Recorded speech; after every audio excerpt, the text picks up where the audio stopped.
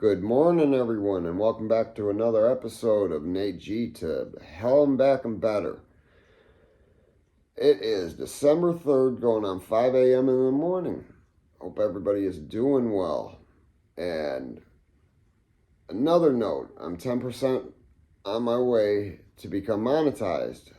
I need 1,000 subscribers, so please hit that like and subscribe. This is one of Indiana's only prison YouTube channels, if not the only one. I can't find anything really going on it. But today's story it's a horrible story, but it's going to show you that not all the time do people just get away with horrible things. But at the same time, it'll show you that even though they go away for a long time, it doesn't mean their situation is horrible.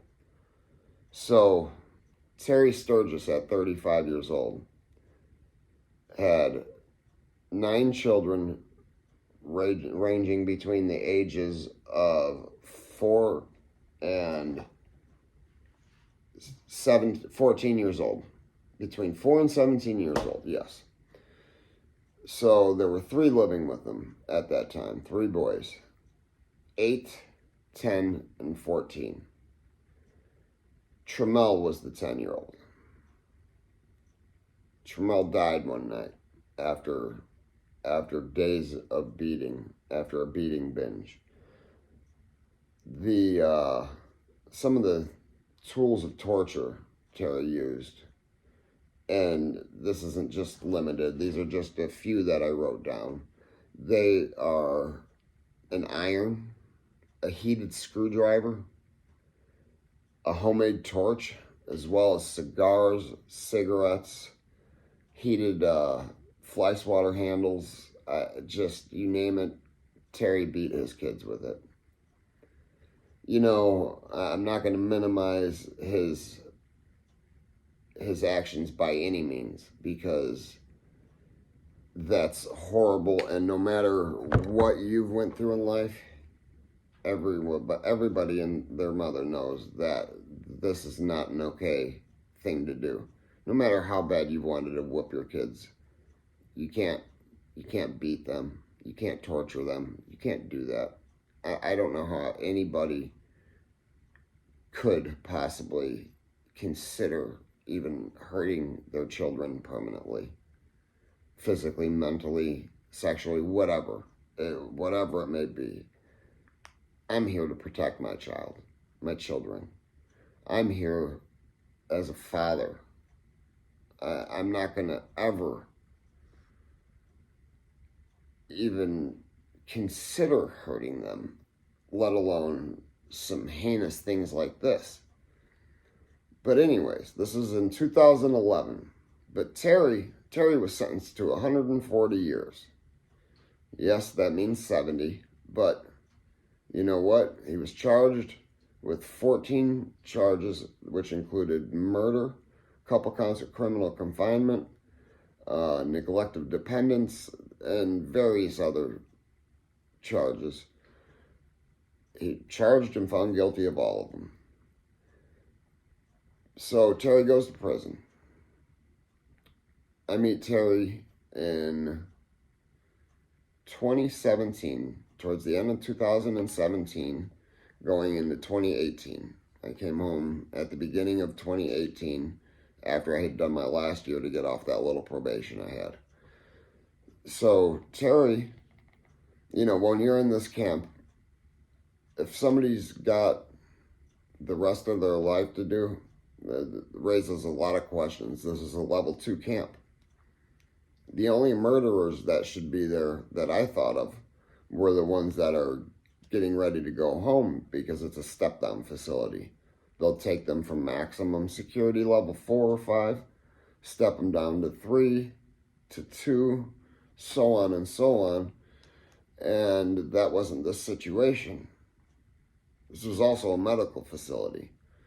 Indiana's biggest medical facility in a prison. Now, Terry needed kidney dialysis. That's why he was in this level 2.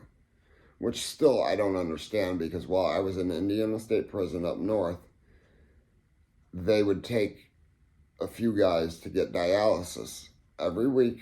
They took them the days they needed to go, because it was 2 or 3 times a week. I'm not 100% sure, but they had to go get dialysis, and they were transported down the road to get the dialysis.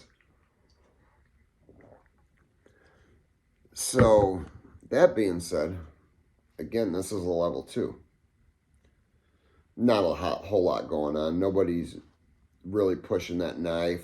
There's robberies, the gangbanging, and all that shit that goes on in a level 2, of course. But this isn't like Indiana State Prison. This isn't even as violent as Lakeside was.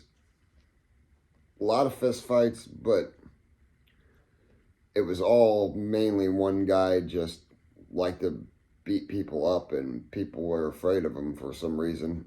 But that's besides the point.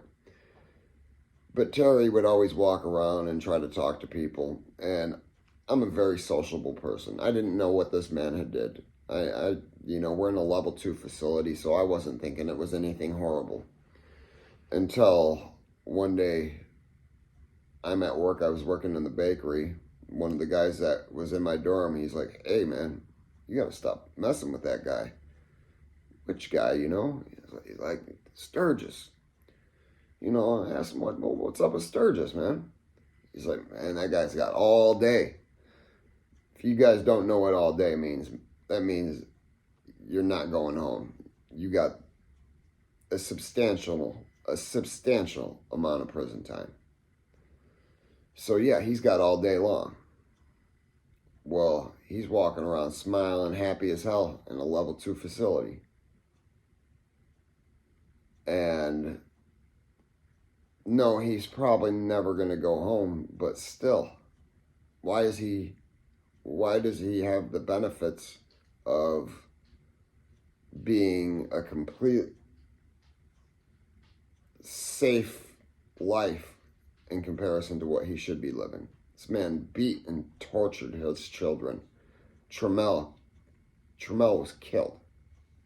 I'm going to read you a quote from the eldest son that testified against his own father in court.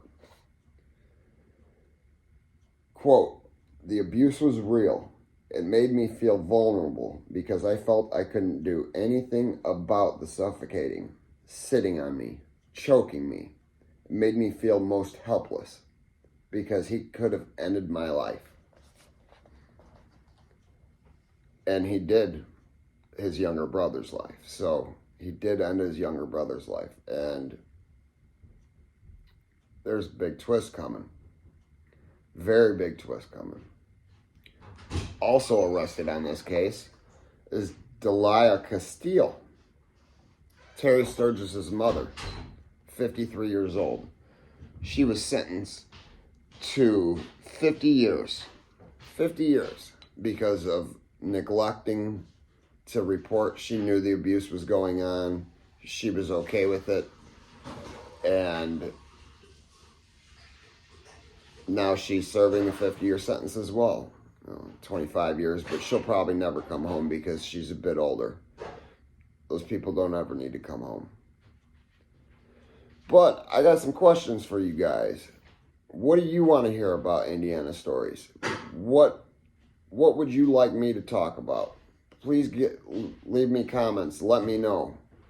Or my NateG_219 Instagram account is also up and ready. I haven't posted much of anything to it, but it's getting there.